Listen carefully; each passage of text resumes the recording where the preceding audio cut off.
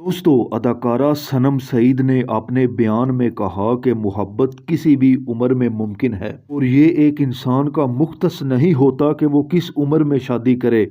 उन्होंने इस बात की वजाहत की कि 35 साल की उम्र में शादी का फैसला भी एक मैच्योर फैसला हो सकता है, क्योंकि इस उम्र में इंसान जिंदगी के कई तजर्बात हासिल कर चुका होता है। सनम सईद ने अपने पहले निकाह की नाकामी के बारे में भी जिक्र किया और कहा इस बारे में उनका तजर्बा उन्हें शादी के फैसले को समझने में मददगार साबित हुआ। उन्होंने इस बात को भी वजाहत दी कि जब तक इंसान खुद को समझ नहीं पाता उस वक्त किसी और को इंसान को समझने की कोशिश नहीं करनी चाहिए। उन्होंने अपनी मिसाल के तौर पर समीना अहमद और मंजर सहबाई को इशारा किया, जिन्होंने भी बड़ी उम्र में शादी की और एक दूसरे को समझा। सनम सईद और अदाकार मुहिब मिर्जा ने गुज़िश्ता बरस में अपनी दूसरी शादी का ऐलान किया था।